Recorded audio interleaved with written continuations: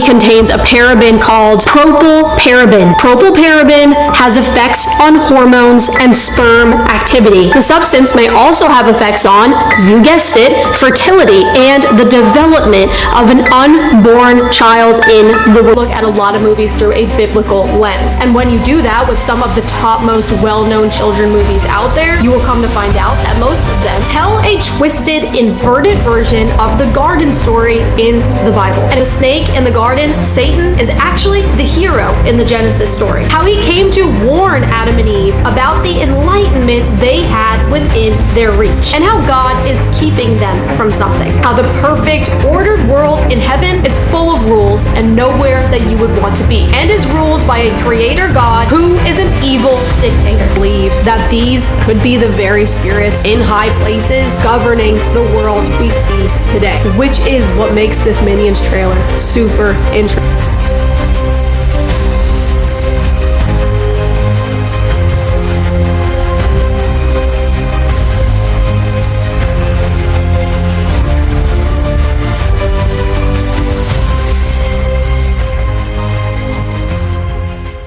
If you're on the Christian side of YouTube a lot, you probably know who Taylor Alissa is already.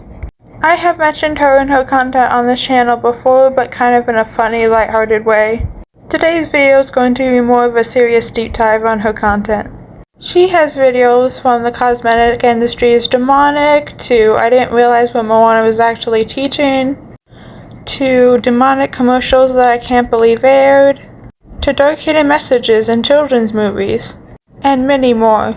So as you can see, most of her content revolves around her exposing things that she believes to be demonic. And that seems to be a pretty good idea because I do a little bit of that on this channel as well. I have a whole series on this channel called Movies with Demonic Undertones. But what sets Taylor apart is she seems to think that everything is demonic. Anything from skincare products to animated Disney movies. She has even heavily criticized movies like Wish for being demonic. Movies that I've talked about on my channel that, from my perspective, are clearly telling a Christian message. Almost every single video she has is exposing something she believes to be demonic. While there are plenty of things in this world that are demonic, and the Bible does call us to bring darkness into the light, the things Taylor calls demonic and chooses to expose are not actually demonic and therefore don't need exposing, and it seems like she's focusing on the wrong things here.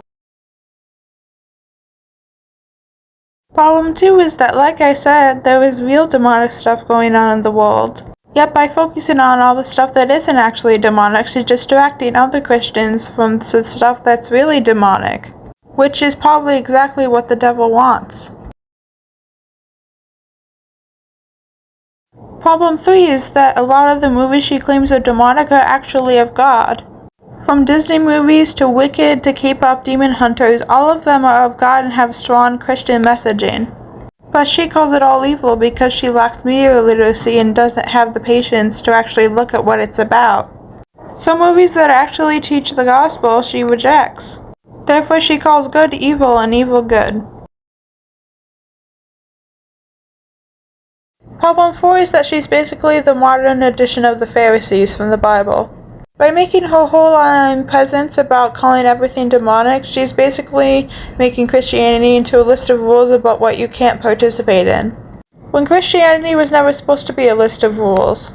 Jesus accepts you as you are. The only rule you have to follow is that you accept Jesus as your Lord and Savior. That's it. You do that, you get to heaven. It's really quite simple. You don't need to follow a huge checklist. It's really quite simple. Also, I want to point out that the Pharisees were the only people Jesus ever got mad at. So I think Jesus would be mad at her, just saying. And lastly, problem number 5 is that she's just straight up fear-mongering to her audience. She says things like, if you use this moisturizer, you're letting demons into your house. Which is not only not biblically accurate, but also extremely scary for people, especially non-believers, to hear. So like I said, she's fear-mongering to her audience, which is unacceptable in my opinion. But yeah guys, that's basically her account. She's also known as the Bible Chick. I just wanted to make this video just for awareness purposes. I've subscribed to her for a couple months and I've watched almost all of her videos for research purposes, so I hope you all found this video helpful. God bless all of you and have a good day. Bye guys!